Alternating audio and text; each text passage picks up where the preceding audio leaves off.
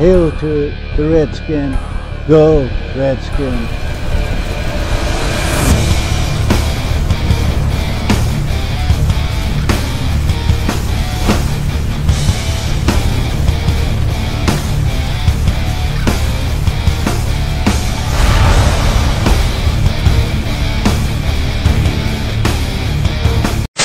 What's good, people, and welcome back once again to another episode of Rated R Radio. And this week we're going to jump right into the talk, as there's been some rumors flying around about the Redskins openly talking about trading for Josh Rosen at the Combine. Now, the interesting thing about this topic is, I'm going to be completely straight honest right off the top. I thought that the Cardinals got the best deal last year picking this guy with the 10th pick. You know, at the same time, after seeing him play there for a year, I think he had like 14 interceptions. I mean, I know there's been worse rookie seasons, but after seeing him play there for a year and knowing that he's burned a year off of that rookie contract, which at this point are looked at with gold premium in the NFL with the way that quarterback contracts are just out of control at this point. So he's burned a year off of that 4-year rookie contract that the Redskins covet so much right now. And at the same time, he spent a year in a now dead and defunct system because the Cardinals coach got fired. Enter now the new Cardinals coach is the same guy who recruited Kyler Murray when he was coming into college. So basically, you got a new coach, and Josh Rosen wasn't his pick. And I'm going to be honest with you, that doesn't always make for the greatest of combinations. So there is a chance, albeit whatever it is, that the Cardinals could in fact make a deal. But I feel like I don't know, man. I always try to go with my gut feelings. I just get this feeling like the Cardinals are just out here chumming the waters, with a bunch of blood and guts, trying to attract a big fish. Someone that's desperate enough to come up and spin big for that number 1 pick. And all along, they've probably set Rosen down and already told him, look, we're going to try to market this pick. Just close your ears for a couple months. At the same time, they might not have said that because, in my opinion, they should exercise all their options. Arizona should be looking at every option from Rosen all the way down to wherever their board stops as far as who they have this year being a top-notch quarterback. The position Arizona is in is actually a perfect one for their organization to be sitting there with a whole bunch of cap room. In my opinion, if Washington were to make a move to try to get a Josh Rosen from Arizona, I believe the team shouldn't be trying to spend a whole lot. First of all, the number 15 pick in this year's draft is not even on the table, in my opinion. Now, some of the rumors or talk that I have seen has floated around the idea that maybe the Cardinals might be looking for a pick next year. But that's neither here or there, whether or not that's true or not. All of this is just a whole bunch of speculation at this point. And I believe it could be Keim over there in Arizona just trying to further market the number 1 pick. Now, if Washington goes to make an offer, at first I said a 3rd round pick should be all they go in for. And then I started thinking about it, and I actually remembered that Arizona had to give like a 3rd and a 5th, I believe, in this year's draft to be able to move up and take Rosen last year. And I think that they'll want to somehow reclaim something. So my thought was offer him something like a 5th and Josh Norman. or offer him next year's second and fourth, or offer him next year's third and fifth. But from what my understanding was, is they're asking for a first, or they're looking for a first, or speculation is sitting on a first. I can see what they're trying to do, but I don't know, man. It's just something inside of me says that after him burning a year, he's no longer worth a first-round pick anymore. He has lost value while sitting on the shelf. Even if you look at it and say that last year, even though stat-wise he didn't have a very good year, he did have his moments, and the kid does have a strong arm, and he is mobile. He does have a history of injuries, though, that scare me a little bit. I will admit that. And the Cardinals had one of the worst offensive lines and one of the worst teams last year of anyone. And they have a ton of cap trying to improve their team this year and a lot of good picks. So being in the position they are, I could see them trying to shop this pick a little bit more. I mean, in the Redskins situation, if it's a doable situation that they don't have to give their top pick up this year, I could see them making a move. Even if they had to give up next year's number one pick, that would give the team a whole year to have to deal with the thought pattern of dealing with that next year's number one pick. Now, I'm not saying they'll do it, because number one picks have become a premium with the Redskins. I think they understand the value. You know, when I talk about the brain trust, it's only been a couple years since they put this particular brain trust together with Doug Williams and Kyle Smith and, you know, the front office they have. Bruce deals with a lot of the trades. That's why when these trade rumors pop up, it always makes me wince a little bit, because Bruce doesn't really know a lot about football. It's all about X's and O's. But he is a shrewd businessman when it comes to doing contracts. He's actually decent with the checkbook. He's proven that a few times with our team, going through the salary cap, penalties and all that for a couple seasons. He was able to balance the budget. We didn't have a very good team, but he was able to do a lot of things with what we had. But a lot of what this story I keep seeing, it kind of looks a little bit like clickbait, some of it. For instance, this Tony Pauline guy, I don't know whether or not to take this guy 100%. I will tell you that a lot of people that I respect their opinion do take this guy legitimately, so I'm going to take him somewhat legitimately and see what he has to say. But when you look at a lot of his stuff, it just, I don't know, man, it looks kind of clickbaity. You get over here and you see the conversation that's going on, and you know, it's kind of telling everybody, that the coach said that last night he told everybody it was a done deal. The Cardinals are going to select the Sooners quarterback with the first pick of the draft. But you still don't know whether or not Kingsbury even has the final say of the pick, is what the article says here. My opinion is this probably is just something designed to try to get me here. Now, further opinions on this, if I'm the Cardinals, I'm actually probably happy with my position right now, because they can do anything they want. They could trade back. They could trade away. They could take Kyler Murray. They could take somebody else if they want to. I mean, there's decent players in this draft. And, the next thing I wanted to talk about, I wanted to touch a little bit about these Antonio Brown rumors. Because, the more I think about it, obviously, I said it in the other video that I made, and I thought it afterwards, and I may have said it in the comments as well. But, I mean, Antonio Brown is the best receiver in football right now. And yes, he's going to have a splash wherever he goes, but you're going to need a quarterback that can spin him the ball.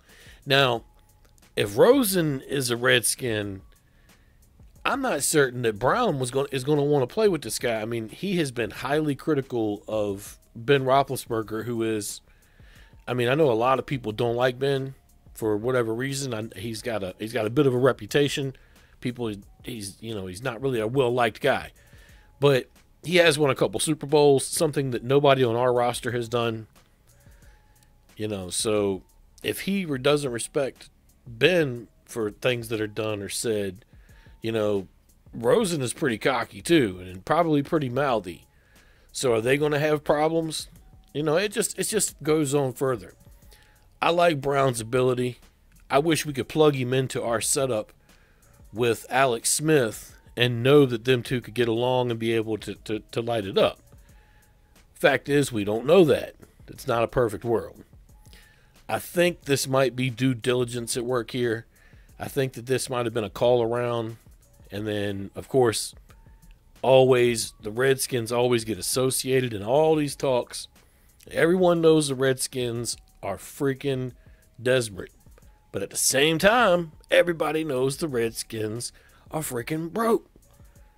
It's just a fact. They can make a couple of moves, free up some cash, but they got needs too.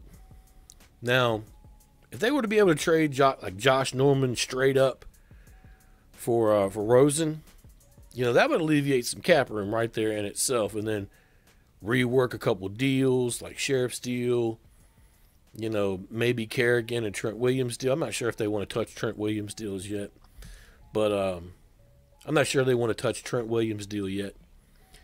But the other deals could be reworked, earn back some cash on the cap. Maybe they could make a move or two. But Brown wants a brand new deal. He's going to want guaranteed money. It's a lot of red flags. I know everybody's thinking, oh, this is a big Daniel Snyder move. And it is a big Daniel Snyder move 10 years ago. Now, with this group that's in charge now, I don't think so. I don't think they look at it and view that they really have the capital to make that move, and then the capital to keep him once they've got him. So I just think it's due diligence, and then I think it's somebody in the room liked the idea of John Gruden versus Jay Gruden with Antonio Brown, to be had. Everybody pay attention. John Gruden has 3 number 1 picks. He could outbid the Redskins and get the number 1 pick. He could outbid the Redskins and get Josh Rosen if he wanted. He could outbid the Redskins and get Antonio Brown. He could pretty much do what he wants right now. So any of these rumors that the Redskins get involved in, if the other Gruden is involved with it, probably should shy away because they could outbid us. And anyway, I'm not certain how Brown would fit on the roster. Great talent. I believe a lot of the talk that's on him that they're talking about right now is talked up. I don't believe a lot of it's true. I'm not how certain how much of a diva he is versus Ben not being a diva as well. I think both of them are divas, to be completely honest with you. But I think that AB brings a whole lot to the table as well. I'm not going to sit here and say it's a good move or a bad move, because I think that if we added him, our wide receiver core would immediately be better. There's no way to argue that point.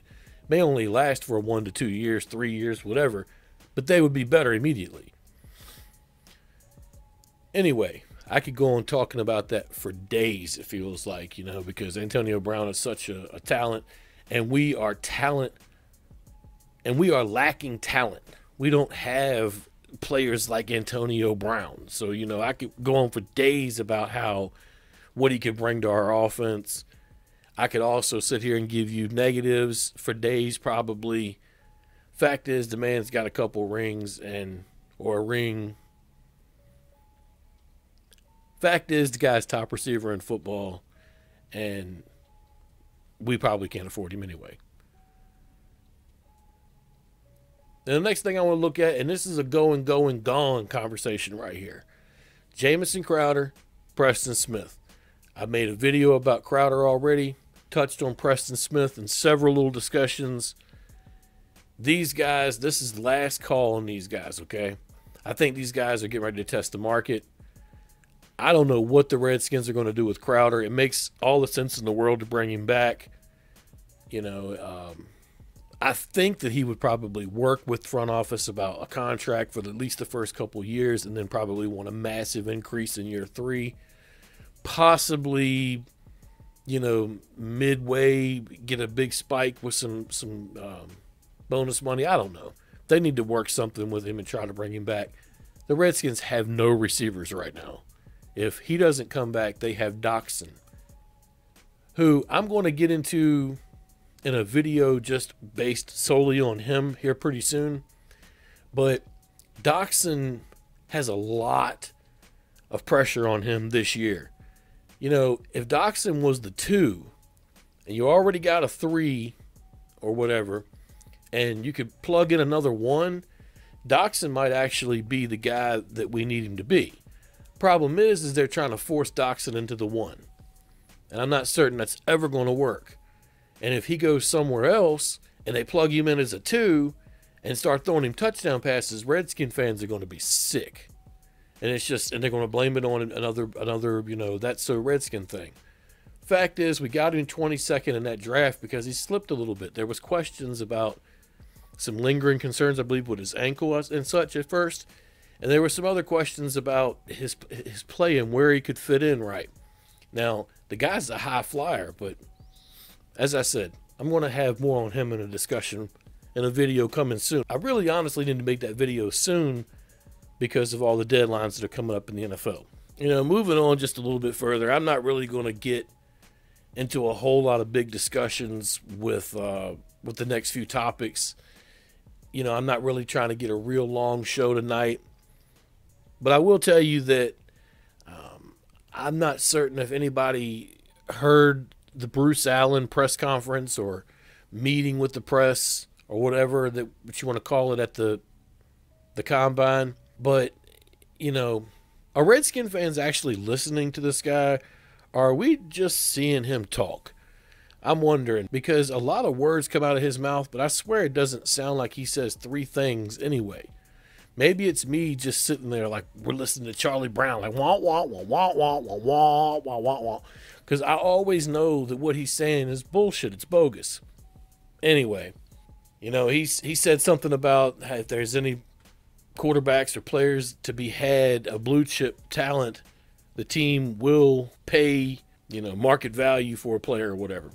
And that's really all I heard. I mean, I know he said a whole bunch about other stuff, but honestly, I didn't really hear anything. Nothing really came out. It all sounds canned. It all sounds the same. Looking at the combine, I'm going to do a video in the next couple weeks and really break down what I really liked at the combine.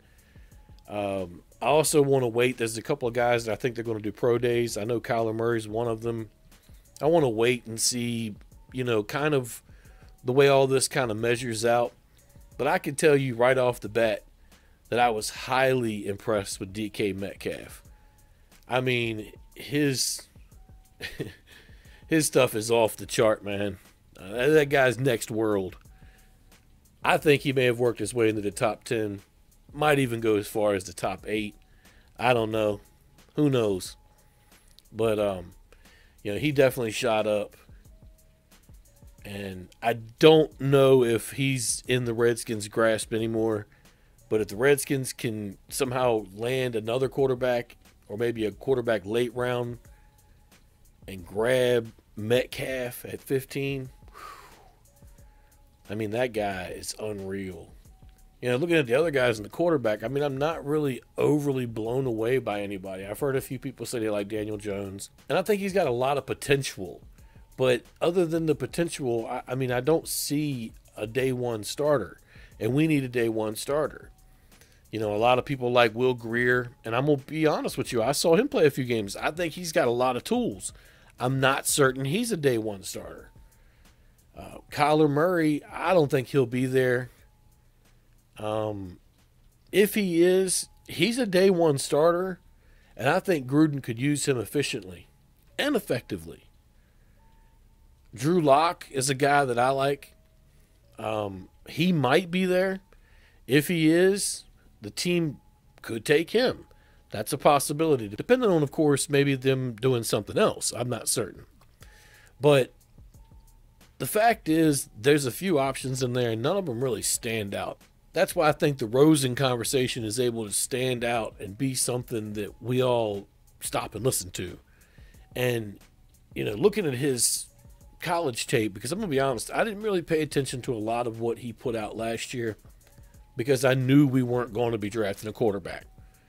So a lot of those guys, I didn't really pay attention to a lot of the tape that came out until after they were drafted, and I stopped and watched. And I was actually impressed with the tape that he put together. And he's got some pretty good college stats. His stats from last year with Arizona, I think, are jaded because the team was just trash. That's just being blunt and being honest at the same time when it comes to certain things. I don't think that that's, a sign of Rosen being a bust. Some people already think he's a bust.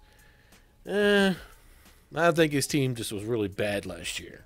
If you're the Cardinals, though, you have to stop and think to yourself, could we be better with Kyler Murray? Especially in a system that he already knows and a person and a coach he already knows. Anyway, moving on. So this week, TCU hired Malcolm Mr. Glass Kelly as their outside wide receivers coach. Got down there, and TCU is actually a good program. I always thought Malcolm had a lot of ability. He just could not stay healthy. Everything he did, he got hurt. I mean, his second year, he actually had real good flashes. And then injury. I remember he had to walk away from football because he couldn't do nothing but get hurt. He'd go out and practice and twist an ankle. Tweak a muscle in his back, tweak a muscle in his foot. Broke a rib. Then he was out 2 months when he broke the rib because that's a pretty big one. Had a concussion. It just went on and on and on. I felt bad for the guy, but, they put up a second-round pick for him. Which is crazy because that year they put up two number 2 picks for Devin Thomas and Malcolm Kelly, and both of them busted. And they got Fred Davis. That's right. It was like a number 2 pick that was a second-round pick. They got Fred Davis, 10 picks later or something? 3 number 2 picks, and all of them busted.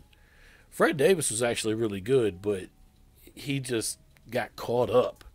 I don't know if he was just alcoholic, or whatever, man. I mean, he got some chemical issues. I don't know. It is what it is, man. It ain't really my business, and I honestly don't care. I know the DC media had fun with that one when he had his breaking point, but I'm not going to sit here and mock him. I also saw that the Saints hired DJ Williams, which is Doug Williams' son, as their offense quality control coach. Doug's umbrella is branching now. I believe he went to Grambling or was a coach at Grambling as well. I don't really have a whole lot other than that, but I wanted to come on and mainly touch on the Josh Rosen conversation. Personally, I would like to have Rosen as our quarterback. I mean, we get a young guy who has a really good arm that can spin it and appears to have he's a bit cocky, which I kind of like in a quarterback. And at the same time, he appears to have a good head on his shoulders. And he'd have Alex Smith to kind of guide him along. I've saw a couple people trying to compare him, and I don't like getting into comparing these young quarterbacks until I see him for a couple of years. But he does have a good arm, and he does appear to be mobile. I do believe that Jay Gruden could work with him and make something out of him. I know that some people are going to be against it because they don't want to spend anything to take a quarterback that they've already seen play for another team. It's just the way it works. I know also that some people are just dead set against doing anything about drafting a quarterback, and they just want to let it roll with Colt McCoy. I said it in my last video. I'll say it again in the next video probably. If Colt McCoy could guarantee us that he was not going to get injured, and be able to play 16 games, then I'd go for it. But if he gets hurt, then we got nobody at this point. But if they sign Josh Johnson back, then we got Josh Johnson. And, I mean, I'm going to be honest with you. Josh Johnson did okay. He was a lot better than putting Mark Sanchez in. But he's not a starting quarterback. I mean, at least not at this point. I know some people are going to think we should give him a shot. Sure, give him a shot in camp. See if he can win the job. My point is that if he wins the job, we're in severe trouble. Everybody's always talking about Teddy Bridgewater. And I'm going to be honest, I'm not really all that blown away by Bridgewater, but he does appear to be that kind of quarterback that you can get on like a 1-year prove-it deal. Perhaps you could get him for cheap. I'm not certain how cheap he would be either. But the idea is that he would be a cheap alternative than to go out and, spend too much money on someone. Or we could go after a Tyrod Taylor type. I honestly don't know why we would do a Tyrod Taylor type. All he is RG3 without the injuries. And excuse me, that's all he's been used like anyway. So I'm just going to start categorizing them together. Even though I know that to be different because I've seen him used differently as a quarterback. But, you know, I know that's the perception, is that he's a running quarterback or whatever. So, you know, if we go for Tyrod Taylor, then I don't know why we didn't just try to develop RG3, you know? Just like if I were to see us try to jump up and trade in the draft for Kyler Murray, you know, I would wonder the same thing again. Although I do believe that Kyler Murray is a better quarterback than RG3. I think that RG3 was probably a better athlete than Kyler Murray. But, you know, that's a discussion for a whole nother day. Looking at where we're sitting in the draft, we got 9 picks. I actually like the position we're in because we could trade back very easily. I know a lot of people think maybe we should trade up as well.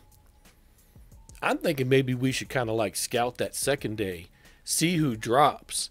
And we got enough picks to be able to move up further in the second round, you know, that first part of the second round where the first couple picks you have a guy that maybe was supposed to go in the top 20 picks but dropped out. You know, Washington could find a steal somewhere in there. But it's neither here or there. I will definitely have another video coming out where I'll be doing more into a mock draft very soon. But that's really all I got, man. You know, kind of rambled on there for the last few minutes.